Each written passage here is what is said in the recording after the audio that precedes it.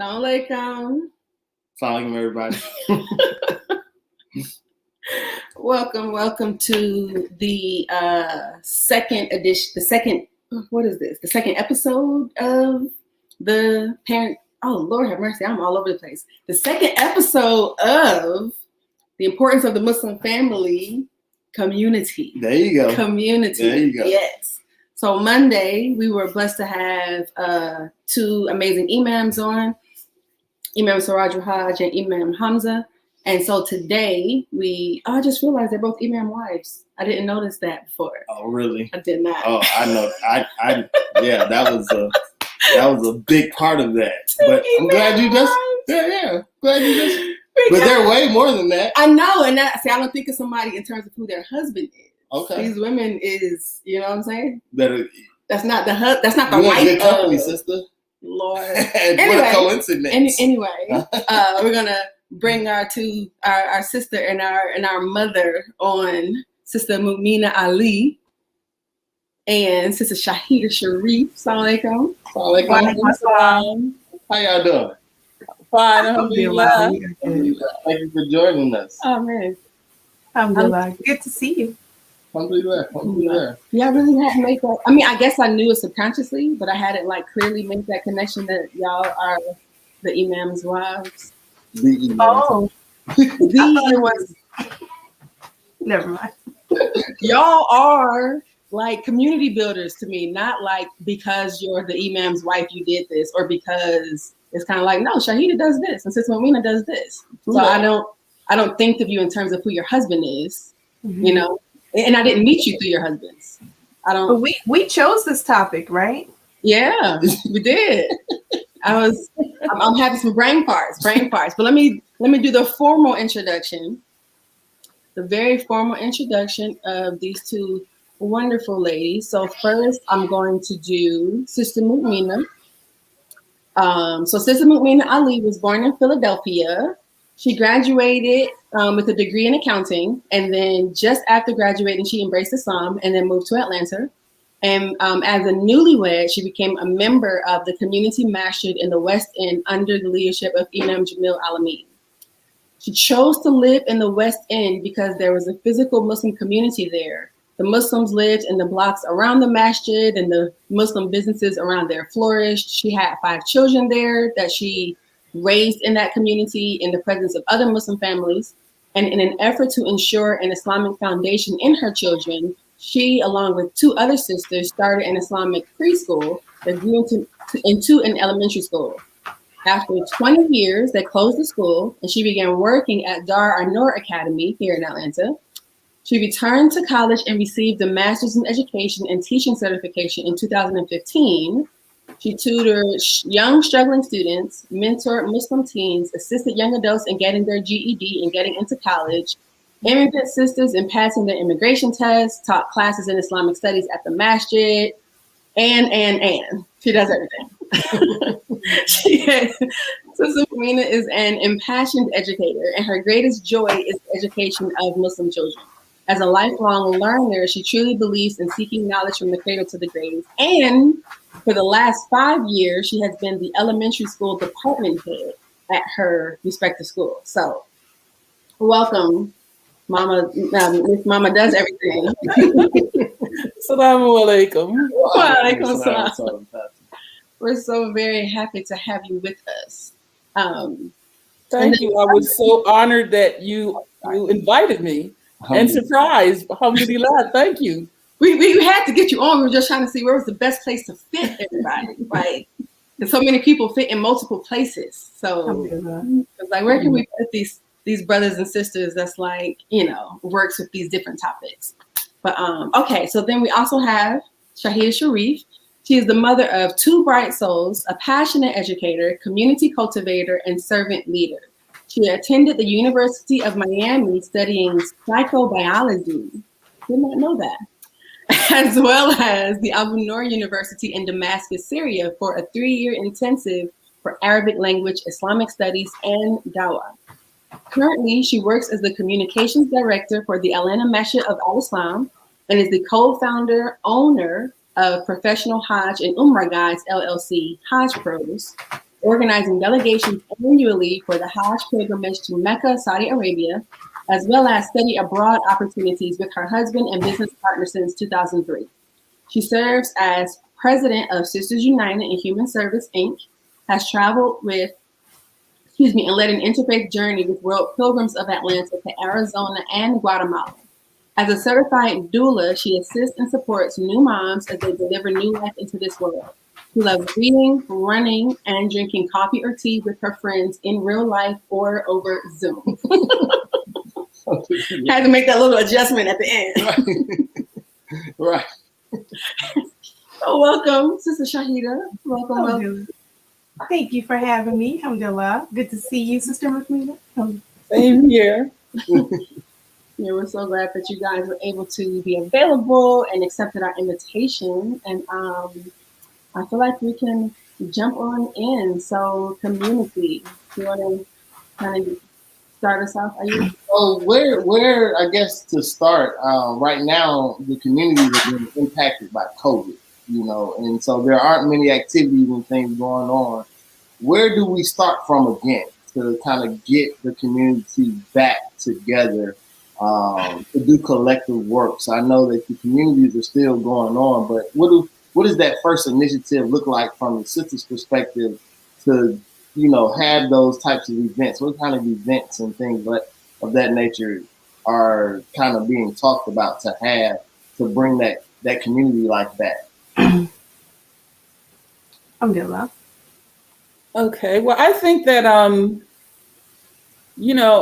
when I think of the COVID and what has been going on in this last year and how last year we were all up in arms and panic, what are we going to do without the masjid?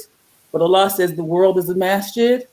And I think He has allowed us to use this technology that was really being only used slightly in such a way to connect with one another that I don't think there will be a problem afterwards in coming back together, because we have, in the last year, I have been in so many classes, gotten to meet so many sisters and so many people and so many scholars and so many just regular people who are not scholars like me, just over this technology. So Allah is showing us that He has helped us to get this technology. He has made our world smaller so that we can continue to learn. So once this is over, because everyone is saying they missed the masjid.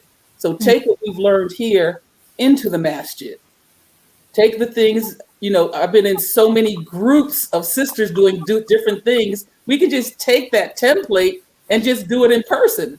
There were things that I would have never thought of that I've done over the past year on Zoom that I'm saying, wow, we could do that in a masjid. Oh, wow, we could do something like that. So I think it is just a time where it's a fertile time where we learn and grown, and we can take that into the masjid when the masjid opens up. Alhamdulillah. No, I agree. Allah says He doesn't put anything on us than we have the capacity to bear, right? And the term He uses is wasi'ah, meaning to expand. So Allah is showing us how we have the capacity to expand under these circumstances where it's so much pressure and so much struggle and challenges, have been we've been facing. And so Allah's been showing us the difficulty literally with the ease, right? That even while we're facing these hardships, the loss of life, having to grieve without being able to be present, with our loved ones, it's been really challenging. But I have to say at the same time, I just came from a little child's birthday party outside in front of their house, and everyone just ordered gifts online and had it sent, and we showed up outside and everyone had their mask on. So like you said, people have been coming together in a safe way, and just really, how do we make it when we come back together? I would say just go back to your natural self, right? That's what Allah is showing us to do. Get back to our natural self. We don't have to create all these extravagant performances to be together. Just be natural and come back, in a communal way.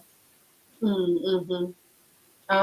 One of the things that I thought about in choosing you two for this is how in my mind, you are so intricately connected to your community.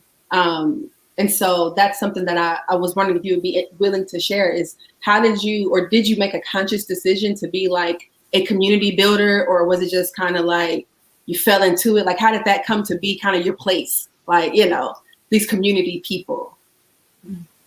Well, when I took Shahada, we were at that time, I considered us the first generation, but we weren't the first generation because there have been many generations of Muslim. After I took Shahada, I found out that my father's friend, when he was a child, was a Muslim. And for me becoming Muslim, he said, I had a friend, we called him Sammy, but I think his name was Samir, and he wore these long dresses and these towels on his head. He must have been a Muslim. Wow. And I said, well, how did he get along in the 1940s in West Philadelphia?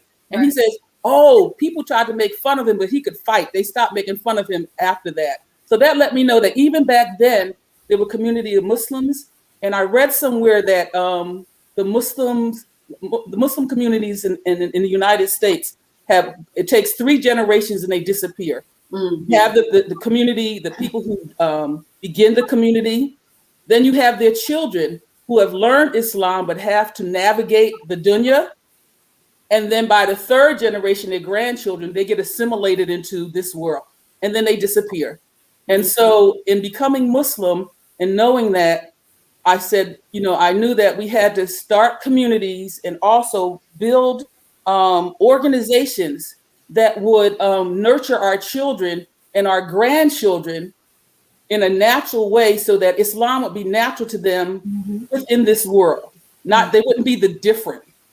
And so when I became Muslim, my husband and I, we moved to Atlanta because we heard there was a physical Muslim community.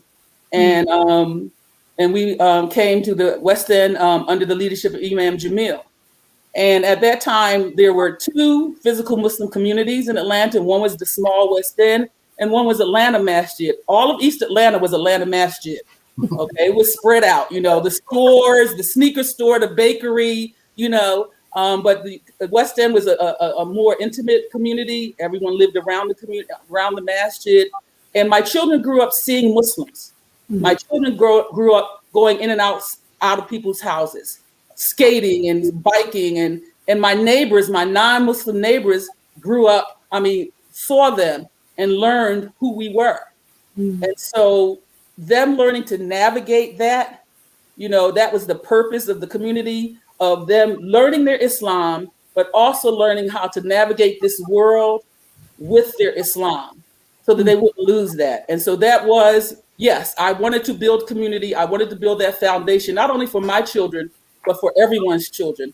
I used to have a yellow van, and they used to call it the big yellow school bus, because if my kids were in the van, okay, this was back before they got us for seatbelts. I had 20 kids. I could fit 20 kids in my van. So wherever I went, there were 20 kids with me because I wanted to show the Muslim children that, look, you can go horseback riding. You can go swimming. You can do all these things in this world and still be a Muslim.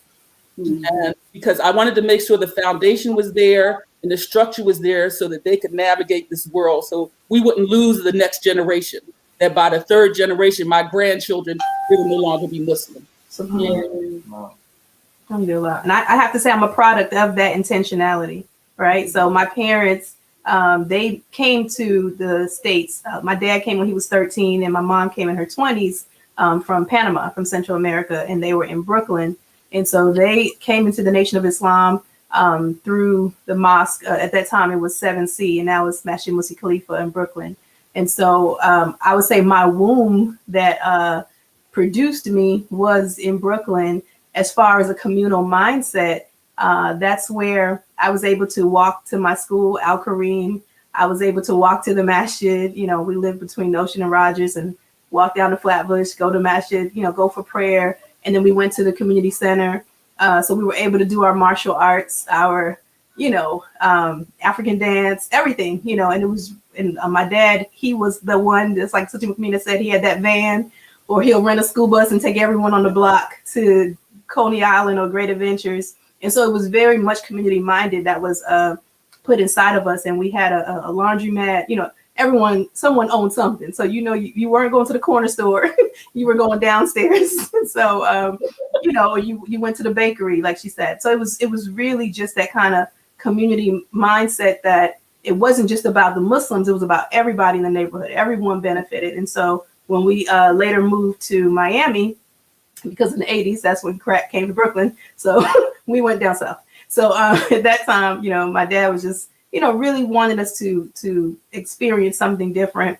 And so the community was a little bit more spread out, but we went to the Masjid Al Ansar in Miami, and that's where we continued, that same community spirit, going to classes on the weekend. Imam Kazim was our teacher, and, just really, it didn't change in the sense that that same intentionality was there, right? We were still rooted in community and building that community life. So we were there in Liberty City in Miami, and just really building up the community there and doing dawah. So it was there from a young age. And even at that time, I went to public school in Miami. And at that time, it was a lot of young people, coming with either with or without their families from Haiti. And so they would come to the school, people would discriminate against them. And it was like I was designated as the ambassador or the welcome committee, so to speak. So, and the teacher I don't know if she just saw that in me, but it was just a natural disposition to bring people together. And so ever since then, that's been a part of my cultivating, in that we're not here just for ourselves, right? We're here. And we're not here in spite of anything, in rebuttal to anything. We're here because this is where Allah situated us, and that we have a responsibility and an opportunity to really show our fellow Americans that, we can coexist, and that we have a right and a responsibility to do just that. So, alhamdulillah, like I would say what Sister Mukmina was talking about, I was directly impacted by that intentionality. And what about you, brother? I mean, I'm definitely a product of the community life. I have a fond memory of the community and the things that I was exposed to because of that intentionality, and I'm very thankful for that. And that's something that me and Dola talk about, is just not forgetting about where we come from, to honor those who put in the work before us, to not have that third generation, which would be our children, to not know Islam, to not live Islam, to not believe in Islam, and I think that that's very important for our history, to not have it, just dissipate into oblivion, and have, our children with these Islamic good names, and they're just regular Joe Schmo, basic, kind of situation. And so it takes a lot of work to do that. Yeah. Yes, but I think that is well worth it, though. I think that is very well worth it. Yeah. And fun fact, because of this community that Sister Mukmina and others built, she was very close to this guy who she saw me one day and was like, let me find out about her. I need somebody for my Ayub. And fast forward, we've now been married for almost 15 years. MashaAllah. Yeah, and so good looking out, Sister. Right. But if the community had not been established, she would not have known him how she knew him. And my parents would not have been able to trust her word about him, and so forth and so on. We didn't grow up Muslim. We were Muslim adjacent. We were on the other side of the West End. But my mother had a school. And so I remember Sister Mukmina and Sister Jamila and other Muslim people, because they used to be involved in my mom's school. I don't remember him and his family so much, but I remember other Muslims. But we were a part of the kind of Pan-African community. So we had our own communal thing going. And so when we talk about that with our girls, like, it feels like our story is odd and unique, but it shouldn't be. We should have more examples of people who grew up in some kind of community, where the adults who were in those communities and watch these children grow up are able to say, people are coming of marrying age. Okay, this brother is good. This brother is good. This brother needs a little bit of work. Let's get the other brothers on him. This sister is ready. She's not ready. Let's get some sisters on her. Blah, blah, blah. Who's ready to start coming together for marriage? Because when we think about our story, it does feel very almost out of place for the time. But I think of it as a direct result of having strong established communities. Right. And so I don't have a community story like what you guys had, but you do. It feels You do. I mean, Islamically, I had a community. It just wasn't a religious community. Mhm. Our connection with that community was more, I guess, political. And I still am pretty committed to. Right. We had some political, historical, And I just want to say that, and even in that, part of Atlanta, and we had these different communities, whether they be religious or political or ideological. But your mom and her school, when we started our school in the West End, your mom she mentored us, because she said, there needs to be a Muslim school too. There needs to be a school for every group. And she got us into so many programs, and she told us how to, maneuver through the system and all of that. And the fact that she was not Muslim at that time, but she was about community. And the fact that we had community and had established community, she gave us 100% help in that. And that set that made us see that when other people wanted to start schools or had communities and they asked us for help, we just said, okay, someone mentored us. We're going to mentor you. And people say, well, they're not Muslim. I always say they're potential Muslims. They're potential Muslims. Okay. So I'm really glad, because that is just the way it is. That's Even within the West End, our non-Muslim our neighbors respect us. We had some friends come here from Saudi Arabia when we lived in Saudi Arabia, and we said, you have to go to the West End. And when they came back to Saudi Arabia, they said, we went into stores with non-Muslims and they gave us salams. How did the non-Muslims know to give us salams? I said, because we live there. And we give them salams and they give us salams. Right. So it is just the dawah and just being here and doing and worshiping Allah and doing our best. It spreads out to those around us who are Muslim and who are not Muslim. Yeah, that's very true. And I don't know how to say we worry about, but we talk about and try to be as intentional as possible in not letting that third generation be the ones, like it is, hope it don't happen on our watch. Because it's something that we've talked about quite a bit. Like this is the generation that tells if this experiment is going to be successful or not.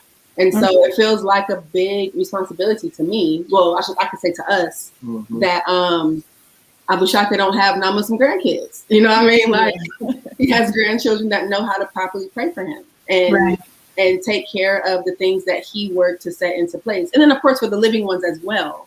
But that's the only one that has passed on, mashallah. But yeah, those types of things I think about a lot in terms of like the community part that doesn't get talked about frequently is that next and then the next and then the next. You mean as far as those who are lost? The next generations that come, the ones that are yet to be born. And so a lot of times we talk about our communities in the present and then maybe our children. But then like, what about those grandchildren and those great grandchildren? And so we talk to our children about it. I mean, I know they're young, but one is in puberty, one is approaching. And so when we have conversations about them growing up, them being accountable, them coming into the age where people are going to start looking to them for marriage. They're not that far off from it. It's like a part of that is we're doing things to make things easier for your children. Right. And we want you to do things to make things easier for your children's children. And so we can't just focus just on the next generation. Yeah. We got to keep trying to put things in place to go farther and farther and farther to make some things easier. But then keep in mind, you don't want to just remove all struggle. It has to be some stuff, whether it's and that's right. I think the struggle is going to come regardless. Also it's just we can raise our children in this environment, but we don't have to make them of the environment, right? Like, just for me coming up, it was, I understood I was an American Muslim, right? Or Muslim American.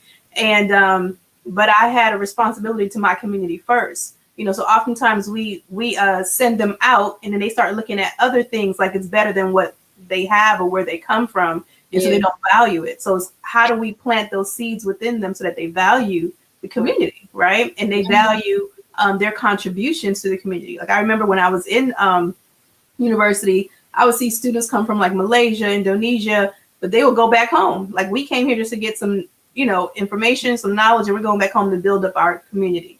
And so we often, educate our children in these universities, and then they see value elsewhere, right? Yeah. And they don't see the value within our own construct. And this is where we have to reverse that, and let them educate them about us, about the Pan-African movement, about, all of the different paths that came as African-American Muslims within this context, and really connect them to their ancestry, really connect them to who we are. That's why I appreciate you all even having this platform to bring forth our narratives, right? So because it's not shared, right? No one knows every single story, about where did those children go within the transition, right? Because some stayed and some we're still looking for them, right? Or where are they now? You might want to put a platform on them.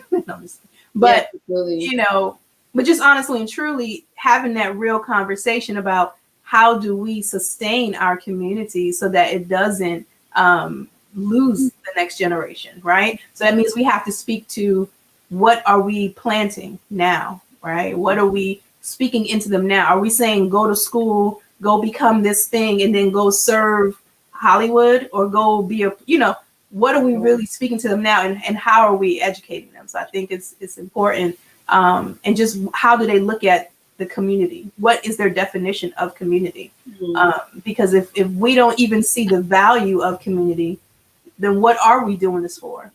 Yeah, that's a good question.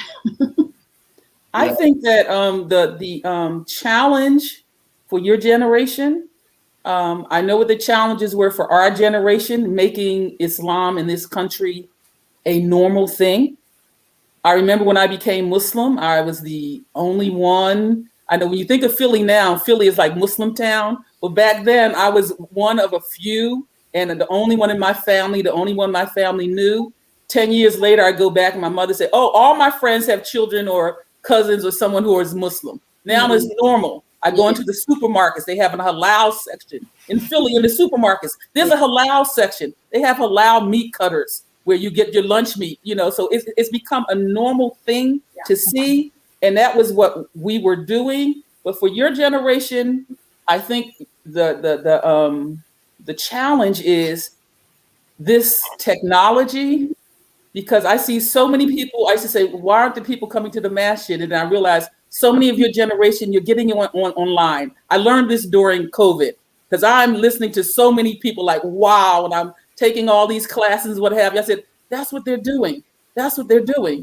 They have a busy life. So they're in the car and they have Omar Suleiman on listening to his class, or learning Quran from this app or whatever, because they're in their cars and they're busy and they're going here and there. So your challenge is going to be the balance, because gaining the knowledge that's available online is great. But you also have to balance that with the physical, intimate interaction within a community, because you have to have that in order to care and know about each other, and to care for each other and to service each other. Right. And so it will really require us to start being intentional about coming together, right? Yes. That, if we're going to plan outings for our young people, for our families, or just sitting with the elders, right, where we're gathering knowledge and we're receiving and sharing with one another, it has to be that kind of intentionality, or apprenticing, right? We may need people who need to apprentice with others and learn certain skill sets or trades or whatever the case may be, or just how to take our communities to the next level, where we're talking about, like you said, the development of having masjid and school and housing and stores, self-sustaining community that requires resources, right? Yeah. And so when you have all these young people who are becoming young professionals, and they have skill sets that are building up other industries, then we have to say it's time to build up our own industry, right? And this is where we can't be afraid to get to know each other, to trust one another, and to build relationships that are genuine and sincere. And it starts with just, opening up our heart and asking Allah to guide us in that, and then trusting that when I just take that first step, that He's going to facilitate the rest, And so, sometimes I go out of my comfort zone and talk to people I may not normally talk to, or, and my husband's like, why are you talking to people? I'm like, I like talking to people, and I'm like, you talk to people. Well, I can't talk to people. Anyway, I digress. But my point is that, it's so important for us to get out of our heads about, even someone saying that the third generation is going to be lost. Who says that has to be true, right? Right. I think we have to start challenging these narratives that come from a Eurocentric model or from a colonized model, and really come to a point where that's not who our people were. We were communal. We were village oriented, and we still are. And our soul, it craves that, right? So all the stuff that we're feeling right now, saying I miss my community, or that means pick up the phone and call somebody, right? If we need a phone tree to start calling our elders, or having a soccer game outside, something. I just feel like it's important that and that's beyond COVID, that we are intentional about coming together in a way that is sincere, that is genuine, and it's always going to call us to the remembrance of Allah, and then as well building community. So I just feel like we have to do away with the language that's been given to us and go back to what Allah says.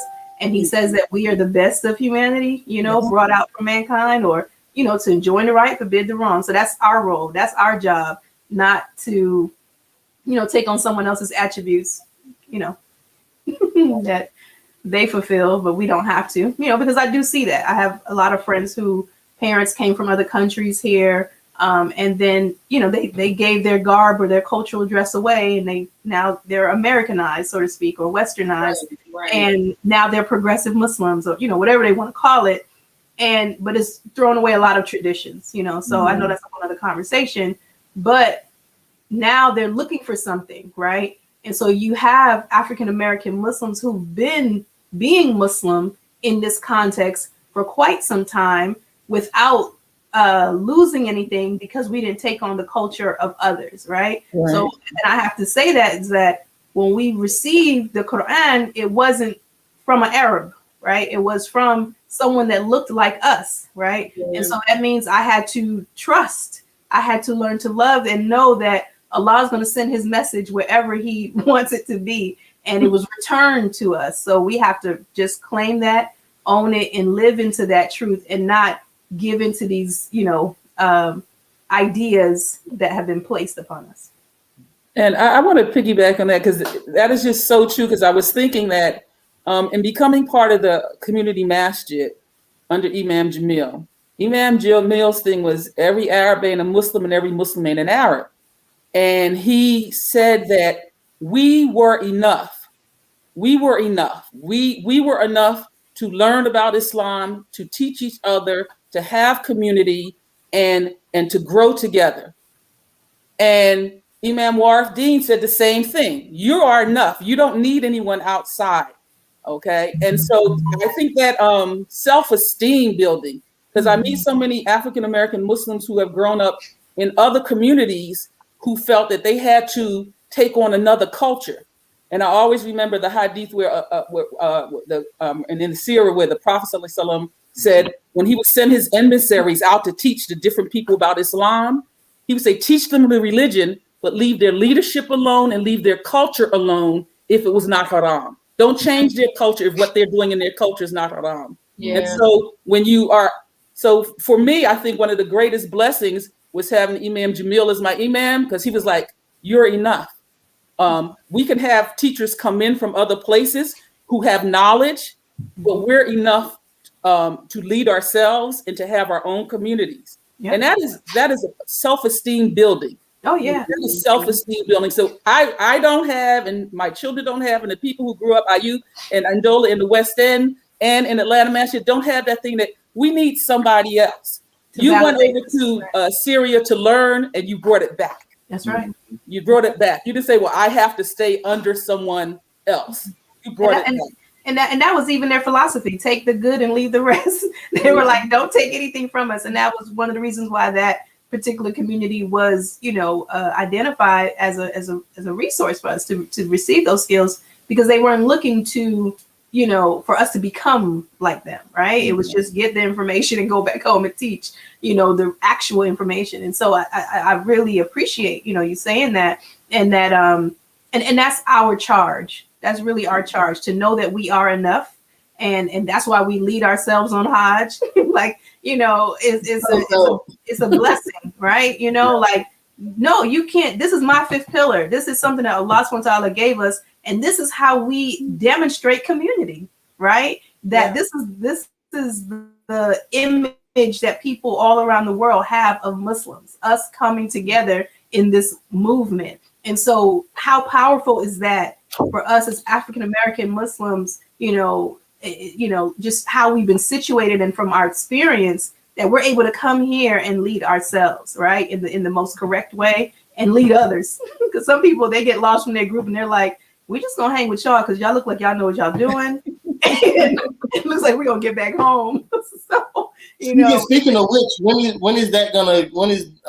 you think Hajj is gonna open back up? Because that is a very communal activity, and like you said, the fifth pillar in Islam. And so, when do you feel like that opportunity is gonna open back up? It's opening. Right now people are making Umrah. They just require them to have a test before they come. So it's opening back up slowly. I think they just have to see what the world is doing. And right now, with vaccinations, they're probably going to require that. We're just trying to confirm and make sure that we want to just make sure we get all the clear information before putting out an official announcement. Because, things change. In Saudi, they say Bukra or Inshallah, and you're like, Inshallah. So, they've been telling us, like, just don't take anyone's money, don't do this, don't do that until things are fully clear. But even still, it's like we have our prayer, right? We have those things that are standard that unite us as a community, right? So even if we're not situated in there physically, we're still on Hajj. We're still making this tawaf and bumping into each other, in this reality. So, I say, listen, Hajj is a struggle, whether you're there or whether you're home, just making our intentions, and inshallah, Allah will open it up for us. So. Yeah. Whenever it happens, I already told him, I was like, when we go, we got to go with Shahid. Like, don't even look at no other packages. Right. Hajjpros.com, tell a friend. Wait, matter of fact, go in and make the little thing for her. Put it at the top. Hajjpros.com ticker. Okay. Right. Go and let that ride for a little bit. Tell a friend. You are not up. But I know a lot of people that have gone on Hajj, but most of them have gone with y'all. And when I hear them talk about what they see in other groups versus what they experience, they were like, yeah, when you get around to it. Our policy is no Haji left behind. So, and I know people that have gone and did get separated and were terrified. They got just away from their group. But when I made Hajj when we lived overseas in Saudi. So we made Hajj with an Arab group, and every place we went, when people said, "America, oh, Muslim, oh, okay, come on. This is how you make wudu before you pray." I'm like, wait, I know how to make wudu, because they were just like, you're American, so as an American, you don't know anything about Islam. Let me show you, and you're on Hajj.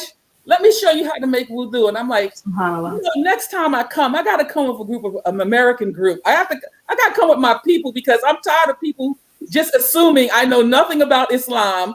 And let me show you how to make wudu so you can pray. I got in here. I had my passport. Someone signed up saying I was Muslim, and I knew a little bit, Everyone wanted to show me how to make wudu. And, I understand their niyat, but I'm like, next time I need to go with people who know that we know. Right. Alhamdulillah. And it's just a blessing, like, having Hajj Murshidun and, other companies that have existed, just to even show us that it was possible, and we've had mentors. So it's been a blessing to do it. Like when we first started, we were in Syria. So we went by land from Syria to Saudi. And it was challenging, just, even though we spoke the language, understood the culture, and we were actually there as students. I said, if we're having challenges and difficulty, imagine our brothers and sisters back home and our families coming here and don't speak the language, don't understand the culture, and trying to have this spiritual experience. That's, a huge hardship. So to be able to alleviate some of those challenges so you can focus on your spiritual worship and get out of it what you came there for is truly a mercy and a blessing. So yes, I agree. Go with people that look like you. Alhamdulillah. Go with your folks. Right. Go with your folks. Alhamdulillah. I did want to say, I know we have a few people watching. If there's a question or a comment that you have, please feel free to drop it in, and we'll either post it or read it out. But there was another aspect of community building that I wanted to ask you ladies about. So I have not built any communities, right? But when I had my school, it felt like that's what it was turning into. It became its own little communal kind of thing. And I remember having a really intense struggle with balance, not letting the school just take over everything, like bringing so much home. Everything that the girls do is about school. Everything that we're doing is about school. And it definitely teetered in that direction. And he and I sat down like, okay, wait, how can we kind of get this under control? And we drew literal lines. At least this amount of time each month, we're going to do things with the girls, and no students can come. If they bring a friend, it has to be a non-school friend. It has to be a cousin or a masjid friend, but not nobody, even though everybody at the school was Muslim, we just wanted to separate things a bit. And so the question is, how do you, how am I trying to word this? Think about this. How do you keep that balance? How do you keep that balance? Or how would you advise someone to keep that balance? Because I definitely fell into the pit of unbalance and saw it, and honestly, in my children's behavior, they started kind of acting out a little bit. And I don't have bad girls. Like they don't really misbehave. Behavior challenges, disrespect, manners. It's not something that we ever dealt with. And then when it came up, I was like, wait, something's going on with them. And then I realized we were getting to school at 7 a.m. Sometimes we're leaving at 7, 8 p.m. We're eating dinner in the car. Like all of this stuff is happening, throwing their life out of balance. And then we were able to pull it back. And alhamdulillah, we never did it again. But I know that's something that people struggle with community building and shy away from. But I'm sure it's the same thing that could apply to work, to whatever, anything you do. Well, I can say for my generation, we became totally immersed in the masjid. I can say that I am a teacher now because of my total immersion into the community. The community needed a school. I had children. And when I came to Atlanta, I think Atlanta was 48th or 49th in the whole country. I'm like, I'm not sending my kids into the public school system to learn people learning English as a second language. Y'all know what I'm talking about. You know what I'm talking about? Yeah. Okay. So I don't know you talking about. I ain't never heard about talk like that. But and coming here and being part of community, everything that was needed, and I think that's what it is. Everything that was needed for us had to be created. And so we were all committed to creating all those things. So there was no balance because we were creating everything. Yeah. But there was a balance because Allah put that balance there because what we were creating led us to other things. Yeah. Okay, led us to other things. I wanted to teach my children. I found out there were other sisters who wanted to teach their children. We came together and started a preschool. Then as the kids got to kindergarten age, we had to add kindergarten, then first grade, then second grade. And all of a sudden we became the school in the West End. Teaching was never my intent, ever. When Ndola introduced me, my degree was in accounting, okay? But Allah placed me there because I was fulfilling a need for the community, and I found out I loved it. I found out I had a passion for it. And so in keeping that commitment and creating that space, Allah then made that space a place of balance for me. Mm-hmm. And there were other people, Ayub, your father, starting El Fajr, wanting to start something, a business, but wanting to be a Muslim business in the Muslim community. And then what happened with El Fajr? Sisters in the community said, I need a job. I don't want to leave my home. You can go to El Fajr. They'll let you take some incense home and bag the incense and you can make money. Or you can bag the spray and you can make money. Or you can bottle the oil and you can make money. So it became a small industry. Yeah. Okay, so that, creating those things within the community was not a balance in Dola, but because I think of our commitment and our niyat, Allah made it balanced because it gave us the foundations for the other things that we ended up doing in our lives. Right. And it was a group of you too. I think that matters. I was just about to say that's a key. That's a key. Like, you can't and you shouldn't do things in isolation, right?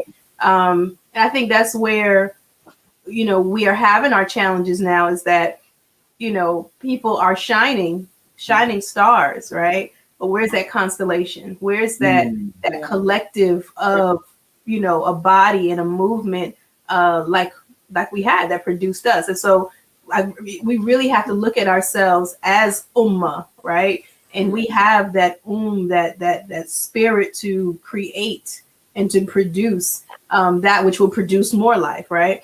And so, when you're feeling that overwhelmingness or that, it's calling us to go back to the drawing board, go back to Allah, right? And really clarify, what am I doing this for, right? Who am I doing this for? And what do I need, right? We have to clarify what the need is, because if we need more than just ourselves, then we have to be willing to call out for help, right? Yeah. And that help can come in different ways just by having a conversation. And someone will be like, oh, I was trying to do that too. Like, I literally just had this conversation. Like, if we could do this together, it would be more impactful for our children rather than trying to do it alone. So I think it's,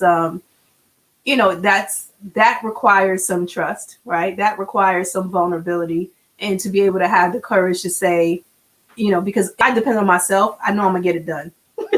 Because, I can do it on my time. I can do it how I want it to be done. And I don't have to rely on someone responding or not responding to the email or consulting, that kind of thing. And so that community life does require rubbing up against one another, like in Tawaf, right? And that's why you get annoyed. Like, can you get off my feet or get off my rug? And so no one wants to be bothered. No one wants to have that struggle of dealing with other personalities. And that's where community comes in, right? And so are we willing to make those sacrifices, like Sister Mukmina mentioned, and step out of our comfort zone of just being me? Because that's what this culture promotes. Yeah.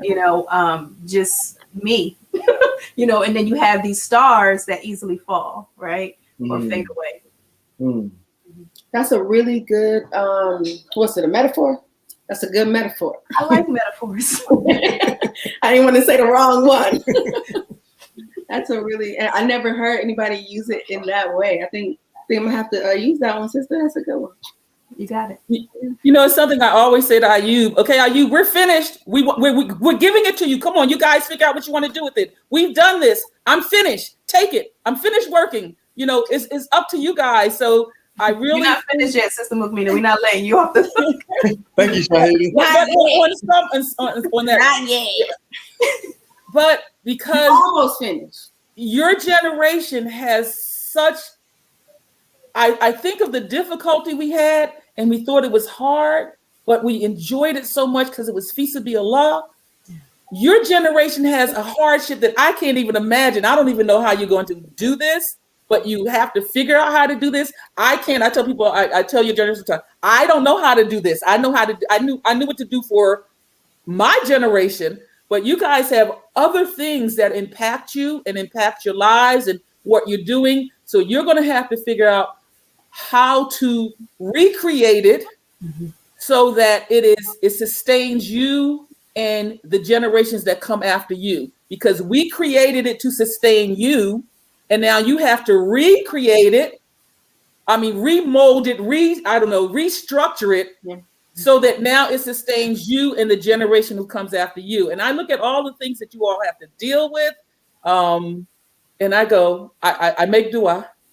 I make dua and I pray for you, but I look at you and I just want you to know that I'm so proud of you guys. Shahida, I'm so proud. You don't know how many of your classes and so I listen to, COVID has been great. I get to listen to you all the time. Nola and Ayub, I helped raise Ayub.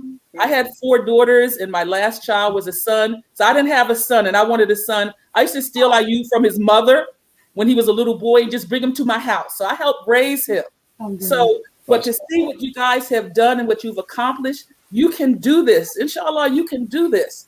You know, you can build that. You can make those outreaches. You can figure out how to get the virtual, everyone who has a virtual community, how to get them into physical communities. What do they need to come into a physical community? What can they bring into it, and how, so that it goes on. So it will be here for your children and for your grandchildren. Yeah, definitely. I just have to say, Prophet Ibrahim built the Kaaba with Ishmael. They worked together. So, you know, I know our elders, they're tired. They're like, we raised y'all, we did our job. Right, We still need that elder wisdom, you know, and that those reminders and that advice of the pitfalls, right? Because you always have those things that, you know, you all may see that we don't. And then, so, you know, I think it's twofold in that, yes, we have things that are unique to this era, but Shaitan is Shaitan. And, you know, the tricks are the tricks, right? And so if I know that there's going to come sometimes, you know, people who show up as, you know, agents of or tools of Shaitan, and I know the demeanor, I know the language, and I know the, you know, I can recognize it. I can share those things, you know, with you. And at the same time, I know, like you said, how you had a mentor, those tools that will help you, you know, to tap into more resources. And so just you saying that I worked with other people who had similar interests, that's a reminder for us to not try to do everything ourselves, right? And so I'm really an advocate for delegation and for cooperation in leadership, you know, because for us, truly, the Khalifa model isn't just in one person. It's in shura. It's in collective, mutual, you know, cooperation and consultation with one another. And so I think if we don't, you know, reach out to our elders for advice and reminders and wisdom, we're going to be at a loss, right? So, you know, I think it's important for us, if we're talking about community life, to know where we're coming from or where we've come from, to know where we're trying to go, so that our children don't lose that connection to that. Yeah, I think that, you know, respect for your elders is something that's crucial to community building. You know, because like you said, they know things that you don't know, even though sometimes people might think they know everything. Like they have different experiences to where they know things that you don't know. You just don't have enough life experience to know those things. And so, like you said, communicating with the elders is very important. You know, no matter, you have disagreements at times and things, you don't see things necessarily eye to eye all the time, but just getting that kind of experience for them to pour that into you is just, it's invaluable sometimes, you know. And so I think that me personally, it's like I've never had an inkling in my mind or in my heart to be disrespectful to elders, you know, and I think that that's helped me in my life in general. And that's something that I want to pass on to my children, you know, that no matter what, you don't disrespect the elders, you know, period. You know, if anything, remove yourself from a situation, you know what I mean? But you don't disrespect the elders. So, you know. And we're not going anywhere. We just wait on wanting you guys to do the heavy lifting now. Oh, we're clear. We got the memo. You know, we'll be the advisors, we'll be there, we'll be directing, whatever, but you do the heavy lifting. Yeah, you know. So, but alhamdulillah, Allah has put us here. He has put us here, and He has allowed us to flourish. He has allowed us to flourish. When I came here, there were 3 masjids. There was the West End, there was Atlanta Masjid when they were still in the building that houses the school, and the Musala was the upstairs, and there was El Farouk Masjid, and they had a little tiny building, you know. And now they're like, aren't there like over 100 masajids in the Atlanta area? You know, people used to say, "Oh, we had to zabiha our own chickens and stuff to have halal meat," and now you have halal restaurants everywhere. You know, Allah has allowed this thing that was strange to flourish and to become part of the fabric of Atlanta. And so, we can't say, well, it's too hard, because look at how much work and look how much he has blessed us with. That's right. The ease that he has blessed us with. So we need to take that. And I think this whole time we're getting to see some things that we don't need in our lives through this, sheltering in, so that when we come out of this, some of that time that frivolous things that we were doing, that time we now have, let's think about how can we commit that to the community? How can we commit that to the masjid, to our masjid that we attend, to the masjids in the city? How can we commit that time that we're now saving? Because we found out during COVID, I don't have to do that. I had a good life without those frivolous things I was doing. So now I do have some free time. And instead of trying to find other frivolous things to do, let me commit that time to building community. Yeah, I agree. I also think too, like, we do have that opportunity for those who, even before sheltering in place, they didn't feel comfortable in community life or accepted, or different things like that. And I think this experience has allowed more people to feel like I can come now, like there's a place for me, even if it starts out virtually or outdoors, that those who may not have been coming in person, they have been exposed and have received an invitation to come on. So I've seen more and more people tuning in on the online programs, and I think it's a beautiful thing. I think it's a beautiful thing. It is. Yep. The next thing that we have for this pre-Ramadan series is Legacy next week. And so did we always have Legacy, or that was an add-on?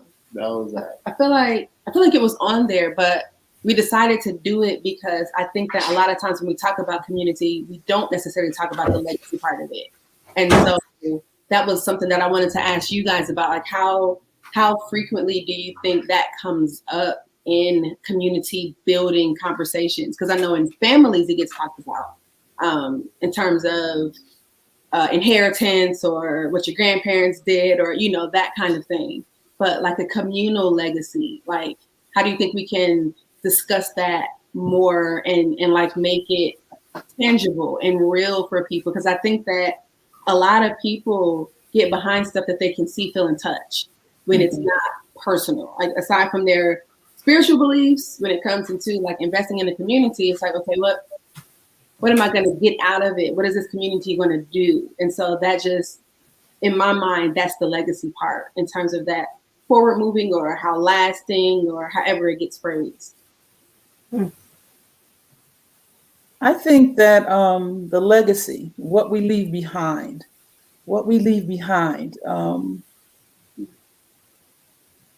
I can say, like, for instance, my children, I have to always, go back to make it personal. With my children, I taught them, my husband and I taught them about those who came before us. They're really surprised when kids don't know Black history. We taught them back in the day, before all this technology, we used to show videos, Malcolm X videos, on our dining room wall with the projector. Okay. So we have to know where we came from. Yeah. So the first thing to teach legacy, you have to teach where we came from. The history, yes. The history of our people here, the history of all the different Muslims here. Islam did not start with us. You have to go all the way back.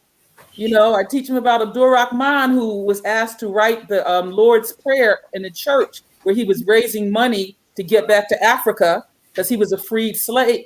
He was freed from enslavement. Yeah. And years later, they go into that church. This is their proud thing up on their wall. This man wrote the Lord's Prayer in Arabic, and it was El Fatiha. Yep. Mm-hmm. Okay. Our children need to know that strength of their ancestors, and then they need to know why my generation did what they did and what we're giving to you, so that they can know what they can do, what is possible, and then take that to be a strength, to strengthen them to then add their flavor to it.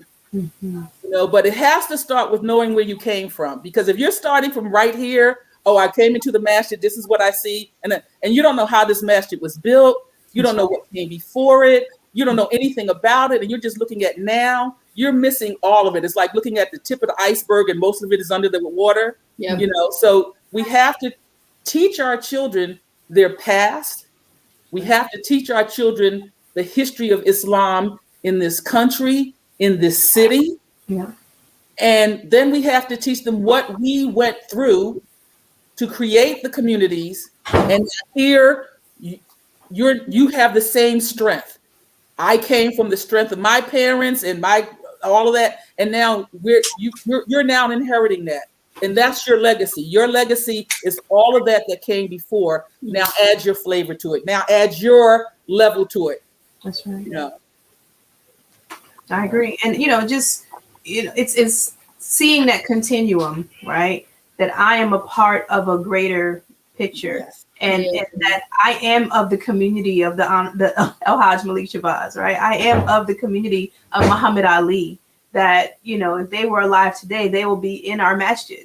They will be with us, as many of our parents have pictures with them, or we're hearing them speak, right? So and then know that these are connected to the Marcus Garvey, right? The Garvey movement, right?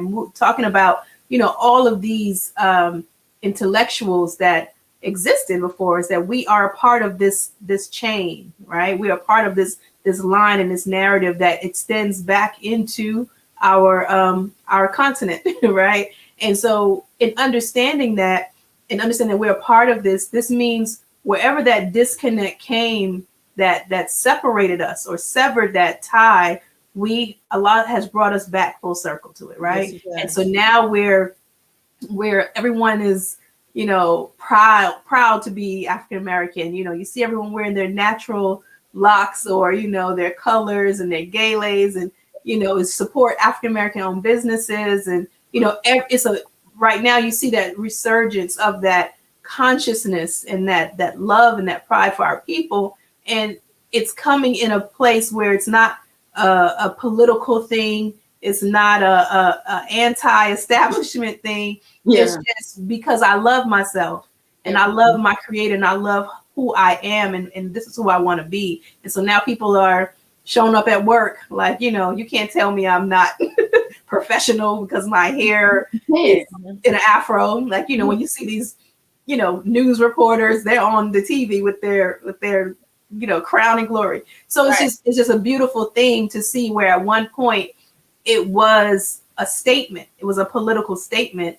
And now it's a natural movement to get back to who I am, get back to, what I was created to be in the best of modes, right? And so to me, where the balance has to come now as far as legacy building in connecting our young people to that is for them to see the value in themselves, right? Because you can have the same thing happen again where we get away from this love. And, because of all this other imagery that's put out there for us to love ourselves. And this is why you have your daughters doing something that promotes themselves, right? And promotes a product that is from the continent, and just a little legacy history, during the 2000s, Imam Mufti Muhammad, may Allah have mercy upon his soul, he established what was called the CPC, the collective purchasing community. And it was like a trust where people can, invest and purchase products, and whether it was clothing, everything was food, clothing, shelter, right? And also we started doing products, care products. And so he invested in shea butter. And so we had a whole line of new African shea butter. And so, and he said at the convention, I remember him saying that there's going to be a time where shea is going to be in everything. This was before shea was mentioned in anything on a commercial, right? And so, he was just sharing so much about what he saw coming down the line. He said there's going to be stores that just sell candles.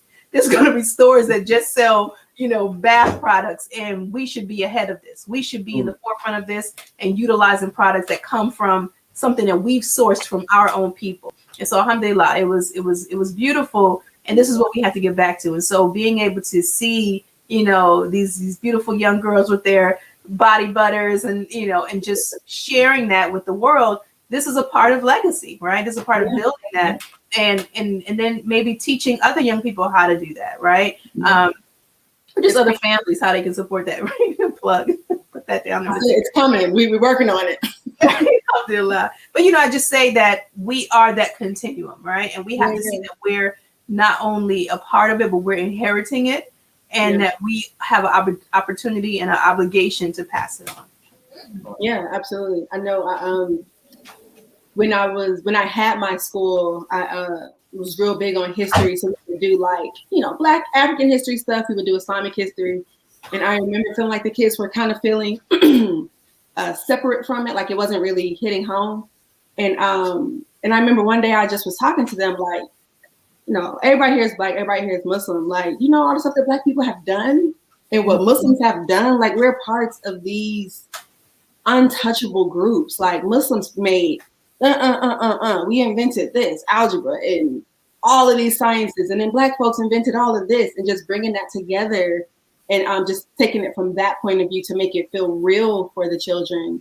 It became something that they asked for. Like when we got to the point where we're doing everybody's choosing a prophet, they're arguing, I want this prophet, no, I want that prophet, no, I want to do this part of his life, no, I want to. And I was like, okay, yeah, this is what I wanted to see before. But it had to, they weren't, I guess I wasn't giving it to them in a way that they understood. Like they needed to get it, they needed to get better, and then see how it's applicable. Like why should I care about this? Why is this important? Why is this useful? And so I don't know, as you guys were talking, my mind went back to all of those prophet projects and those Sankofa projects that we did and all of that stuff. And it was like, yeah, that's exactly what we ended up having to do, and the connections and all of that. But I think that's it for me, though. I feel like this is a good little powwow session. This is a good one. So do you all have anything to share before we depart for the evening, inshallah?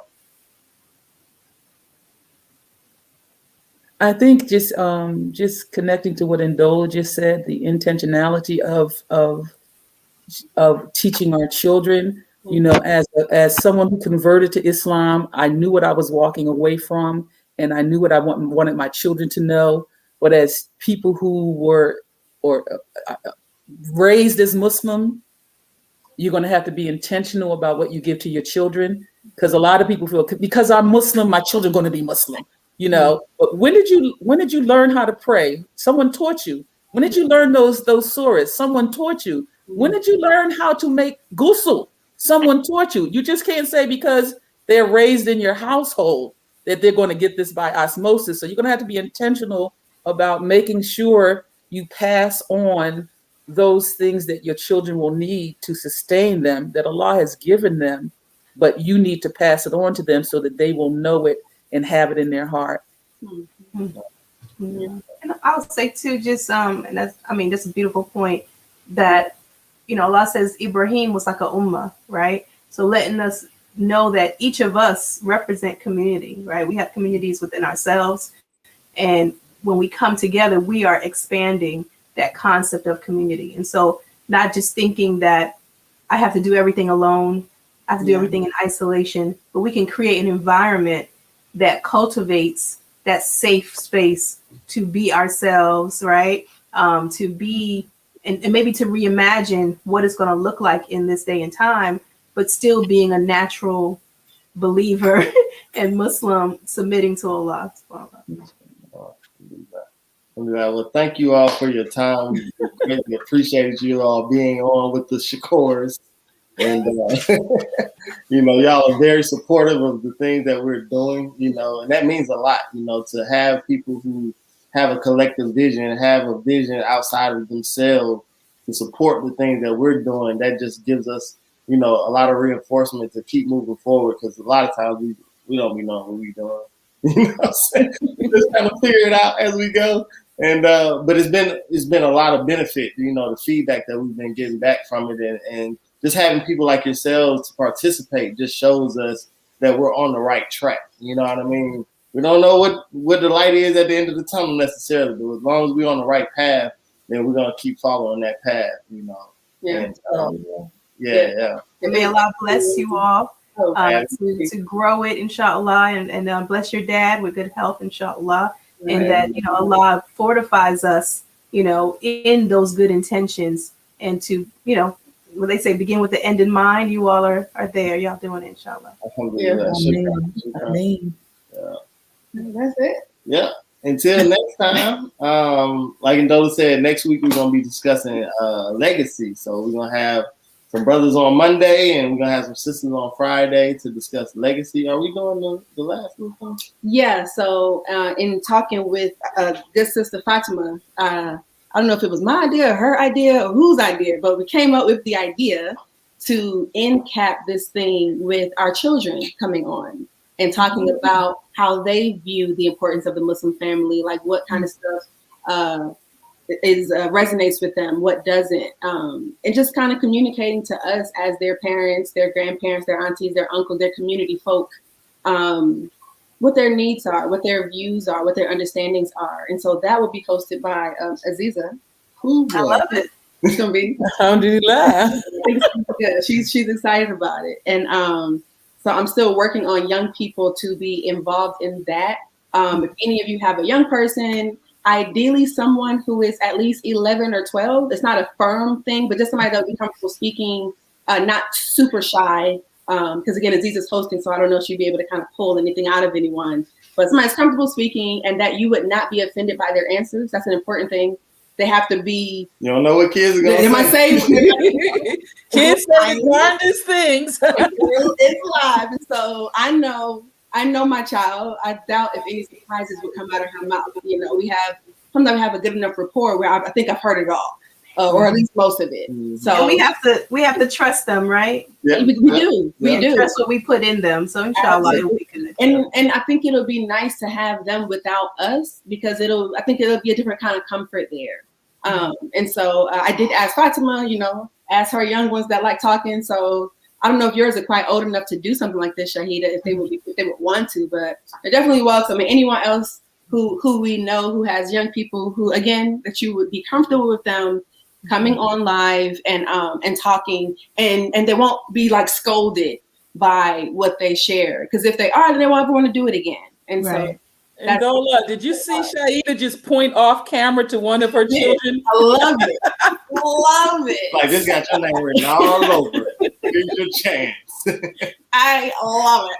But and then the other thing that the other maybe final thing is the super end cap for the Pre-Ramadan series is body and what did we call it? Health and nutrition. Health and nutrition.